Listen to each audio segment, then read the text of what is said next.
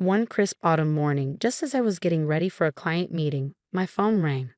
I answered calmly, but the moment I heard my mother's voice, I knew something was wrong. "Michael," she said carefully, "we need to talk about the house." My stomach tightened. This wasn't just any house, it was our family home, passed down for generations. I had spent my childhood there, baking apple pies with my grandmother, learning woodworking from my grandfather. That house was part of our history. "What about the house?" I asked, trying to stay calm. She hesitated, then the truth came out in a rush. My father's gambling had finally caught up with us. His debts had spiraled out of control, and in desperation, they had sold the one thing that was never meant to be touched, our home. "We had no choice," she said, her voice breaking. "The debt collectors were after us.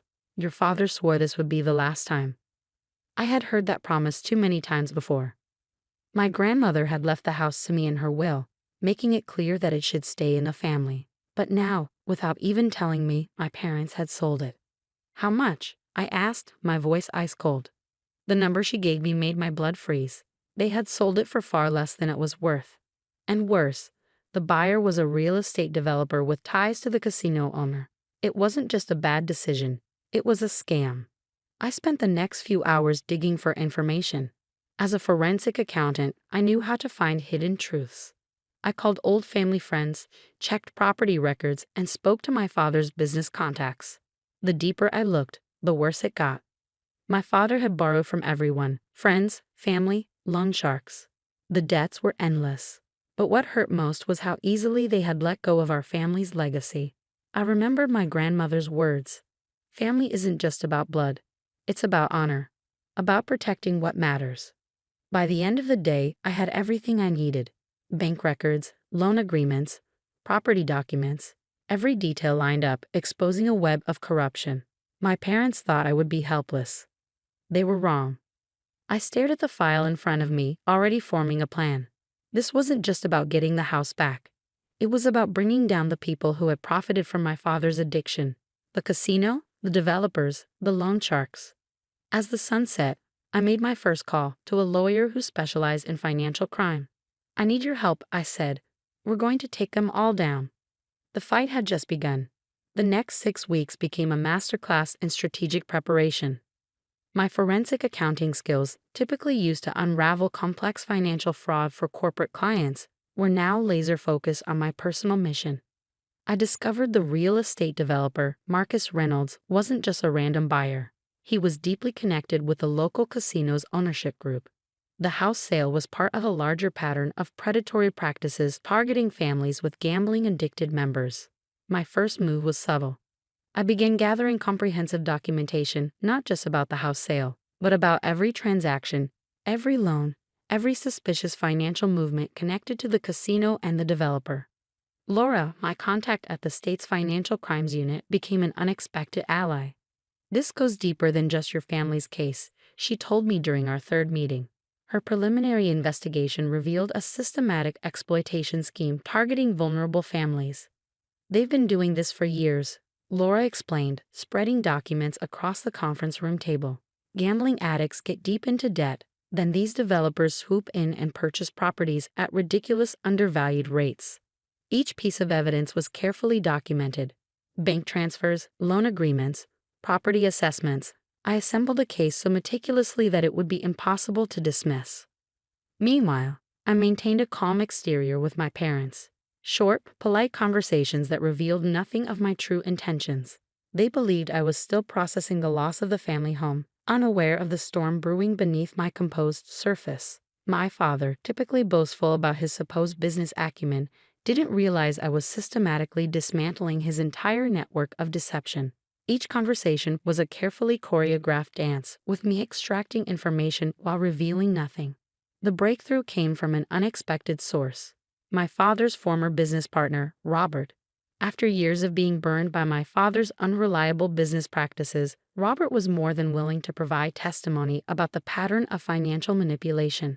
"Your father never could resist a bad bet," Robert told me over a carefully arranged lunch meeting. "But this time he's gone too far." Robert provided crucial documentation showing how the casino owners had been systematically targeting families with gambling addictions, creating a predatory ecosystem of debt and property acquisition. By the 8th week, I had assembled a comprehensive dossier that was more than just a personal vendetta. This was evidence of a widespread criminal enterprise. My strategy wasn't just about recovering the house. It was about exposing an entire system of exploitation. I contacted an investigative journalist, Maria Rodriguez, who had a reputation for taking down corrupt local institutions. Her initial review of the documents confirmed what I had suspected. This was a story that could blow the entire operation wide open. They've been doing this for years, Maria confirmed. Preying on families, using gambling addiction as a weapon to strip people of their assets. The plan took shape with surgical precision. We would not just file a legal challenge to the house sale. We would create a comprehensive expose that would dismantle the entire network. My mother called periodically, her conversations increasingly nervous. They sensed something was coming but had no idea of the scale. "Are you okay, Michael?" she would ask, her voice tentative. "I'm fine," I would reply, my tone neutral. "Just handling some things." Each conversation was a carefully constructed facade, hiding the legal and investigative machinery I was setting in motion. The local authorities were brought in, not through an aggressive approach, but through a meticulously constructed case that they couldn't ignore. Financial Crimes Unit, Property Assessment Board, State Gambling Commission. Each was provided with irrefutable evidence. By the 10th week, the first domino was about to fall. Marcus Reynolds, the real estate developer, had no idea that his entire network was about to be systematically exposed. The casino owners who had been profiting from this scheme were equally unaware. My grandmother's words echoed in my mind, "Protect what matters," not just with anger, but with intelligence. I wasn't just seeking revenge. I was seeking justice, not just for my family, but for every family that had been similarly exploited. The final pieces were falling into place. The investigative report was ready. The legal challenges were prepared. The authorities were briefed. All that remained was to set everything in motion. My phone rang. It was Laura from the Financial Crimes Unit. "We're ready," she said. I looked out my office window, watching the city move beneath me. "So am I," I replied. The game was about to change. Permanently. The next morning, everything exploded simultaneously. Like a perfectly synchronized military operation, every aspect of our meticulously planned strategy went into motion. Maria Rodriguez's investigative piece hit the front page of the local newspaper. The headline screamed, "Casino Empire built on fentanyl is Chayan. Predatory practices exposed."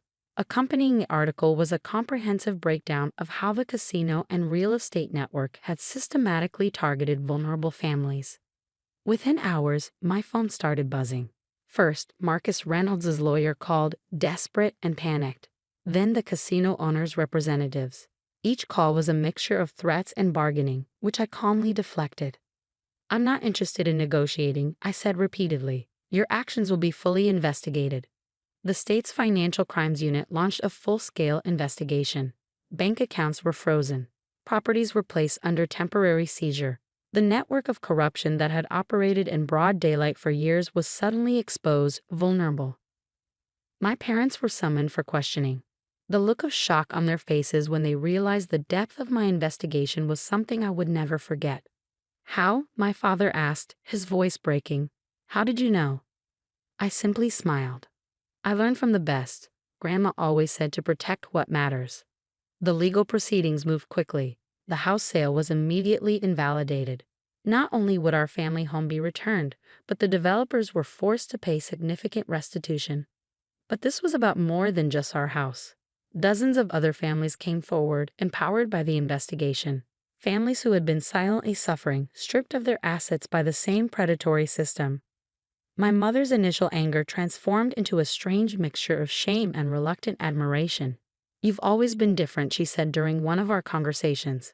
"More like my mother than I ever was." The casino's operating license was suspended pending a comprehensive review. The real estate developer's entire portfolio came under intense scrutiny. Marcus Reynolds was arrested, his network of corruption systematically dismantled. My father's gambling addiction became a central part of the investigation. Rehabilitation became a condition of avoiding more serious legal consequences. 6 months after that initial phone call, Our family home was not just returned, it was restored. I used part of the settlement to renovate the property, bringing it back to the condition my grandparents would have wanted.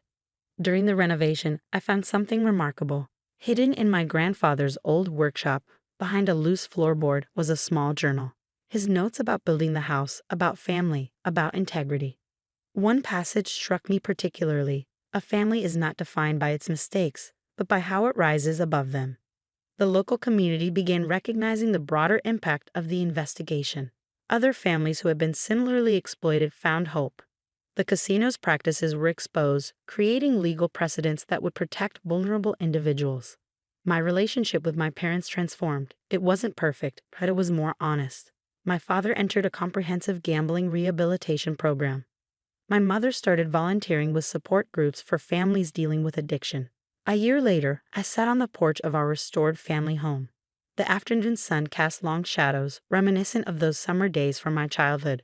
My grandmother's legacy wasn't just the house. It was the lesson of resilience, of strategic thinking, of protecting what truly matters. I wasn't seeking revenge. I was seeking justice, not just for my family, but for every family that had been exploited by a system designed to prey on vulnerability. The phone rang. It was Laura from the Financial Crimes Unit. "We've got another case," she said. "Think you might be interested in helping." I looked out over the property my grandparents had built, the home my strategy had reclaimed. "Send me the details," I replied. Some stories don't end. They simply transform. And some family legacies are worth fighting for.